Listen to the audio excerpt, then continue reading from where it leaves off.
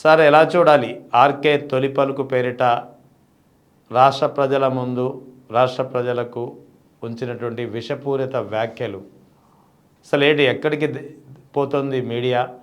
ఇంతలా దిగజారాలా? తమ వాదనకు కాదు అన్నందుకు ఇంతలా దిగజారిపోవాలా? రెహమాన్ గారు బేసిక్గా తొలి పలుకుల పేరుతో రాధాకృష్ణ గారు ఏదైతే వ్యాఖ్యలు చేశారో అది ప్లే కూడా కాలేదనుకుంటా. తర్వాత అంటే ప్లే చేయడానికి వాళ్ళు కూడా ఇష్టపడలేదంటే ఆ వ్యాఖ్యలు ఎంత అసహజమైనటో చెప్పకనే చెప్తుంది. ఇక్కడ పాయింట్ ఏంటంటే రాధాకృష్ణ గారు ఆంధ్రప్రదేశ్ జర్నలిజంలో తనకంటూ ఒక శైలి, ఒక ముద్ర, ఇది రాధాకృష్ణ గారే చెప్పగలరు, ఈ వ్యాఖ్యలు రాధాకృష్ణ గారే చేయాలి, చేస్తారు అనేంత క్రెడిబిలిటీ ఆయన తెచ్చుకున్నారు. దాన్ని ఎవరు కాదనలేదు. కానీ అలాంటి వ్యక్తి అప్పుడప్పుడు ఇట్లాంటి అసహజమైన ధోరణి ప్రదర్శిస్తూ ఉంటాడు. అసహజమైన ధోరణి ఎప్పుడు వస్తుందంటే మన దగ్గర డిఫెన్స్ లో ఉన్నప్పుడు, ఎదుటి వ్యక్తి లేవనెత్తిన అంశాలకు సమాధానం చెప్పలేని ఒక గందరగోళ సిచ్యువేషన్ ఉన్నప్పుడు అసహజమైన మాటలు వస్తాయి.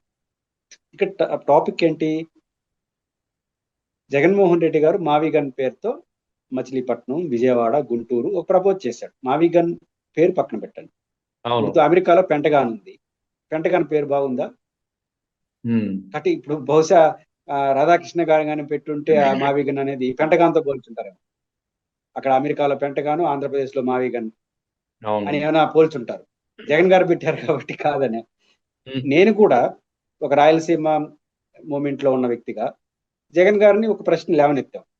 అప్పుడు 3 రాజధానులు అన్నారు, ఏదో రాయలసీమ కర్నూలు వస్తుంది అనుకుంటే, ఇప్పుడు మీరు మావిగన్ అంటే తర్వాత కర్నూలు రాజధాని న్యాయ వ్యవస్థ వస్తుందా రాదని క్వశ్చన్ వేసాం. సరే, వారి సమాధానం వాళ్ళు చెప్తారు. ప్రశ్నించడం వేరు, కానీ అసహజం ఎందుకు వస్తా ఉంది? ఇక్కడ అసహజం ఎందుకు వస్తా ఉందంటే అమరావతి రాజధాని ప్రాంతంలో వాళ్ళు ఎంపిక చేసుకున్న ప్రాంతంలో వాళ్ళు ఎవరిని సాటిస్ఫై చేయలేకపోతున్నారు. అమరావతి సర్వస్వం, అమరావతి ద్వారానే రాజకీయ మార్పు జరిగిందన్న చరిత్ర ఉన్నటువంటి ఆ ప్రాంత ఉద్యమంలో వాళ్ళు సాటిస్ఫై కాలేకపోతున్నారు. కారణం ఏంటి? రిటైర్మెంట్ ప్లాట్స్ లేవు. కనుచూపు మేరలో రాజధాని పూర్తవుతుందా లేదో తెలియని పరిస్థితి. వీళ్ళు చెప్తున్న దానికి అక్కడ కింద జరుగుతున్న దానికి సంబంధాలు లేకుండా ఉంటున్నాయి. అందువల్ల ఇట్లాంటి పరిస్థితిలో ఎంచుకున్న ఒక మంచి మార్గం ఏంటంటే రాజధాని పేరు ఆమోదం.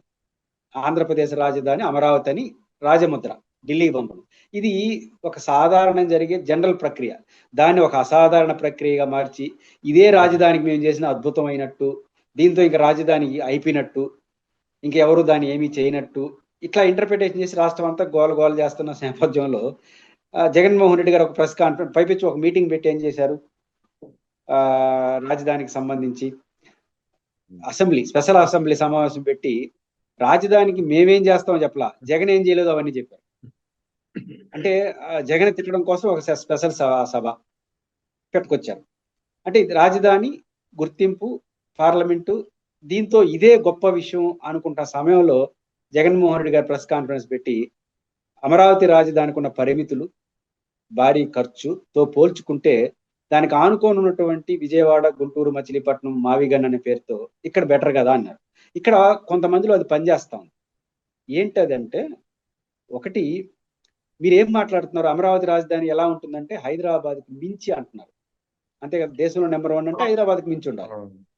హైదరాబాద్కి మించి నగరం ఉండాలంటే జగన్ గారి ప్రపోజల్ బాగుంది అనిపిస్తుంది. హైదరాబాద్, నేనైతే అలాంటి రాజధాని వద్దనుకుంటున్నాను. బట్ జగన్ గారు ప్రతిపాదన హైదరాబాద్కి మించి రాజధాని కావాలంటే అదే కావాలి. ఎందుకు? హైదరాబాద్ ఎట్టయింది? హైదరాబాద్ ఒక నగరం, సికింద్రాబాద్ ఒక నగరం ఉంది. రెండు కలిపి జంట నగరాలు అయిపోయినాయి. ఇప్పుడు హైదరాబాద్ వేరు, సికింద్రాబాద్ వేరు అనుకోరు. దానికి ఆనుకొనే పోతా ఉంటే కూకట్పల్లి, ఒక్కొక్క చోట ఒక చోట, ఇంకో చోట హైటెక్ City, finance district, Shamshabad airport, Gachibowli, Madhapur, అట్లా ఒకటి కొనసాగుతూ ఉంటాయి. అంటే హైదరాబాద్, సికింద్రాబాద్ ఆనుకొని మహానగరం, ఆనుకొని కంటిన్యూ ప్రాసెస్. ఇప్పుడు హైదరాబాద్ తరహా రాజధాని కావాలంటే విజయవాడ, గుంటూరు మధ్యలో మంగళగిరి, తాడేపల్లి దగ్గర ఉన్నాయి. ఇంకో 4-5 బిల్డింగ్లు కట్టేస్తే, 4-5 ఆఫీసులు కట్టేస్తే కలిసిపోతుంది. కాబట్టి ఈ రెండు కలిపేస్తే 30 లక్షల జనాభా అయిపోతుంది. కలిపేస్తే ఏంది, పేపర్ మీద కలిపేస్తే 30 లక్షలు అయిపోతుంది. కాబట్టి 30 లక్షల జనాభాతో రాజధాని స్టార్ట్ అవుతుంది. అంటే సికింద్రాబాద్, హైదరాబాద్ కలిసినట్టుగా విజయవాడ, గుంటూరు కలిసి దానికి ఆనుకొని అమరావతి ఉంటుంది. దానికి విజయవాడకు ఆనుకొని మచిలీపట్నం ఆ రూట్. అంటే హైదరాబాద్ తరహా రాజధాని కాబట్టి జగన్ చెప్పింది కరెక్ట్ కదా అనే భావన వస్తున్న ఆ చర్చ ముందుకు వచ్చేసింది. అంటే ఏదో చేయని ఏదో చేసినారు. ఇప్పుడు జగన్ గారు ఈ ప్రెస్ మీట్ పెట్టడం వల్ల వచ్చిన దీని నుంచి సమాధానం ఏం చెప్పాలి? ఇప్పుడు జగన్మోహన్ రెడ్డి గారు చెప్పింది మరి అంత అసహనంగా అసహజంగా ఉందనుకోండి రెహమాన్ గారు, సంతోషం కదా, గమ్మునైపోవచ్చు కదా, జగన్ ఐసోలేట్ అయిపోతాడు కదా. అంతే కదా. ఒక ప్రజలందరూ అసహించుకునే డెసిషన్ జగన్ గారు చెప్పుకుంటే మీరు ఎంజాయ్ చేయాలి. ఎందుకు? జగన్ గారు ఐసోలేట్ అయిపోతాడు. అవును. ఇక్కడ మీరు ఇంత అసహనాన్ని ప్రదర్శించారంటే ఎక్కడో జగన్ గారి చర్చ నడుస్తుంది అనిపిస్తుంది. ఎప్పుడు నేను మహానగరం మళ్ళీ కొత్తగా పెట్టిందని జగన్ గారిని మళ్ళీ మహానగరం అవసరం అని భావిస్తా.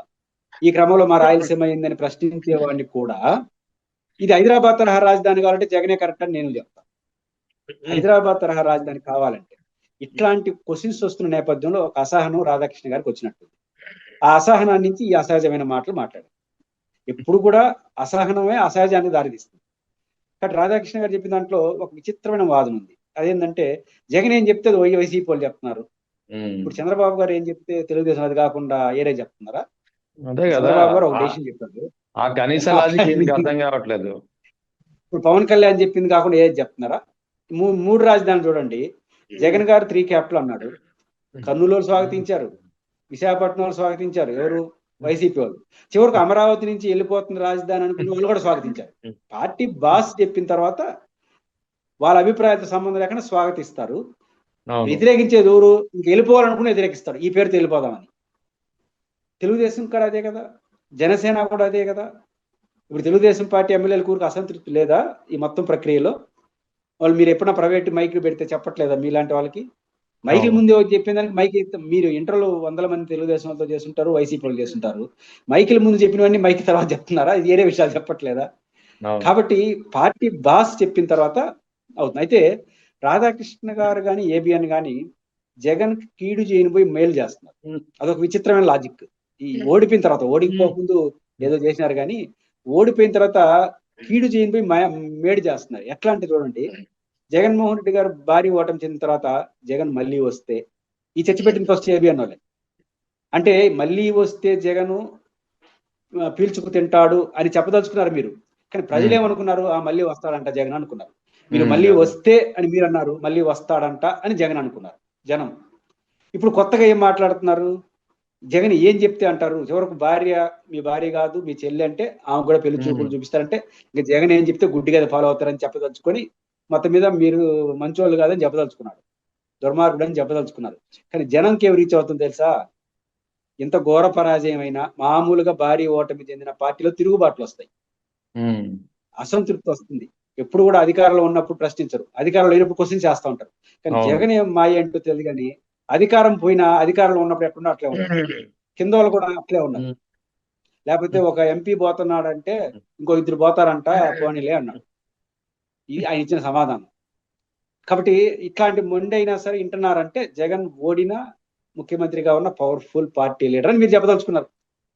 జనం అట్టు అనుకుంటున్నారు. రాధాకృష్ణ గారు ఏదో చెప్పడం పోయినాడు, అప్పుడు ఎట్టయితే అధికారంలోకి వస్తే అన్నారో వస్తుందని అనుకున్నారు. ఇక్కడ జగన్ దుర్మార్గుడు ఇంకోటి చెప్పదలుచుకున్నారు. లేదు, జగన్ పవర్ఫుల్, ఓడిపోయినా కూడా గట్టిగా ఉన్నాడు అనిపిస్తుంది. కాబట్టి రాధాకృష్ణ గారు అని ఎవరైనా అసహజంతో చేసే మాటలు ఇట్లాంటి అసహజమైన పనులు ఎవరి కోసం అయితే ఇది చేస్తున్నారో వాళ్ళే లాభపడే పరిస్థితి వస్తుంది. ఇందాక నేను ఇదే ఇష్యూ మీద, మావిగన్ ఇష్యూ మీదే ఒక lawyer, high court lawyer Gosala Srinivas గారితో మాట్లాడినప్పుడు ఆయన ఒక అంశాన్ని ప్రస్తావించారు నాతోటి. గతంలో 3 రాజధానుల ఇష్యూ సుప్రీంకోర్టులోకి ఆశ్రయించినప్పుడు, సుప్రీంకోర్టులో కేసు నడుస్తున్నప్పుడు సెంట్రల్ గవర్నమెంట్ యొక్క వివరణ కోరుతూ సుప్రీంకోర్టు అడిగితే సెంట్రల్ గవర్నమెంట్ ఒక అఫిడవిట్ ఇచ్చింది, రాష్ట్రానికి రాజధాని విషయంలో మాకు సంబంధం లేదు, అది రాష్ట్ర ప్రభుత్వానికి సంబంధించిన అంశం, ఇందులో మేము కలగజేసుకోము, మా పాత్ర లేదు అని క్లియర్గా అఫీషియల్గా ఒక అఫిడవిట్ ఇచ్చింది. అది కూడా నాకు తెలిసి 2 సార్లు ఇచ్చినట్టుంది అఫిడవిట్ అది. సో అంటే ఇక్కడ ఈయన చెప్పేది ఏంటంటే లాయరు, ఒక రాజధాని ఇష్యూలో మాకు సంబంధం లేదని చెప్పి ఒక కేంద్ర ప్రభుత్వమే సాక్షాత్తు అఫిడవిట్ ఇచ్చినప్పుడు అదే కేంద్ర ప్రభుత్వం అదే రాష్ట్రానికి సంబంధించిన రాజధాని విషయంలో సవరణ చేసి చట్టబద్ధత కల్పించే అధికారం ఆ కేంద్రానికి ఎలా ఉంటుందనేది ఆ న్యాయవాది ప్రశ్నిస్తున్నటువంటి ప్రశ్న. ఇక్కడ 2 ఉన్నాయి. అంటే న్యాయవాది గారు సుప్రీంకోర్టు కాదు, ఆంధ్రప్రదేశ్ హైకోర్టులో 2 అఫిడవిట్లు వేసింది కేంద్ర ప్రభుత్వం, హోంశాఖ. అమరావతి జాయింట్ యాక్షన్ కమిటీ వాళ్ళు కేంద్ర ప్రభుత్వాన్ని కూడా పార్టీని చేశారు, ప్రతివాదన చేసినారు. వాళ్ళు మొదట ఒక అఫిడేట్ వేశారు, ఏమని మీరు చెప్పిన పదాలే వాడారు. రాజధాని అంశం స్టేట్ అఫైర్, మేము ఈ విషయంలో జోక్యం చేసుకోము, కోర్టులు కూడా అనవసరం అని చెప్పింది. ఇంకో మాట కూడా చెప్పింది. కేంద్ర హోంశాఖ, ఇదే బీజేపీ, తర్వాత మళ్ళీ ఇంకొక నోటీస్ ఇచ్చారు అమరావతి చేసేవాళ్ళు. బాగానే ఉంది, ఇది విభజన చట్టంలో ఉంది, మీరు డబ్బులు కూడా కొంత ఇచ్చుండారు, కేంద్ర ప్రభుత్వం డబ్బులు ఇస్తున్నారు కదా, కాబట్టి మీరు డబ్బులు ఇచ్చినప్పుడు మీకు సంబంధం లేకుండా ఎట్టబోతుందని రెండో ప్రశ్న అయ్యారు. దానికి ఏమి ఇచ్చారు తెలుసా కేంద్ర ప్రభుత్వం? విభజన చట్టంలో అసెంబ్లీ, సెక్రటరియట్, రాజ్భవన్ డబ్బులు ఇవ్వమని ఉంది, కొంత ఇచ్చినాము, మీరు ఆడ కట్టుకుంటూ ఆడిస్తామని చెప్పారు. మా పని ఏంటంటే మీరు ఎందుకు చేసుకున్న తర్వాత ఆడిచి డబ్బులు ఇచ్చే పని మేము వివదాల్చుకుని ఇస్తామని చెప్పారు. అంతే. రెండో వాదం. మూడోది, ఇంకా ఆ లాయర్ గారికి గుర్తుందో లేదో, ఎక్కడ మన సుప్రీంకోర్టులో వేసింది. ఏం చెప్పారు తెలుసా మళ్ళీ గమ్మత్తుగా? 2014లో ఆనాటి ఆంధ్రప్రదేశ్ ప్రభుత్వం రాజధాని అమరావతి అని చెప్పింది, నోటు చేసుకున్నాం, ఇదే పదాలు అటు ఇటుగా.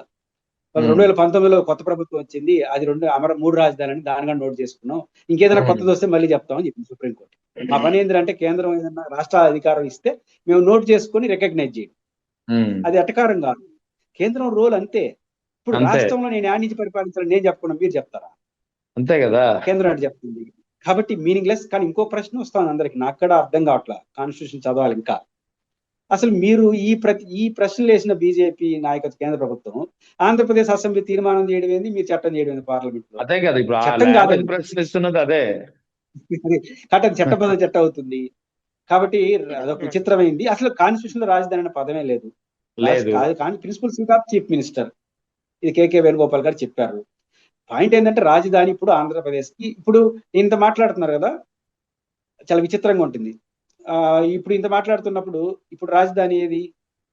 జీవోలు అనేది ఏ పేరుతో వస్తున్నాయి? వెలగపూడి పేరుతో వస్తున్నాయి. అవును. ఎందుకని? వెలగపూడిలో ముఖ్యమంత్రి కూర్చుంటాడు కాబట్టి. ఎగ్జాక్ట్లీ.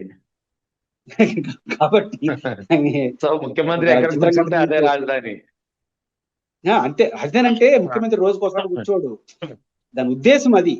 ముఖ్యమంత్రి ఆడి నుంచి పరిపాలిస్తాడో అది రాజధాని. ముఖ్యమంత్రి ఈ రోజు ఇక్కడ కూర్చున్నాడు, రేపు బెంగళూరులో కూర్చుంటాడు అంటే అట్లా లాగితే ఇంకేడన్నా లాగొచ్చు. పాయింట్ ఏంటంటే ముఖ్యమంత్రి కూర్చుంటున్నా అంటే ముఖ్యమంత్రి పరిపాలించే ప్రాంతం అని అర్థం. అవును. కాబట్టి అర్థం లేని వాదం తప్ప ఇంకోటి కాదు. అది చర్చ జరగాలి. బట్ ఏదైనప్పటికీ కూడా ఇట్లాంటి వ్యాఖ్యలు ఎందుకు వస్తున్నాయంటే ఏదో తెలియని అసహనంతో వస్తున్నాయి.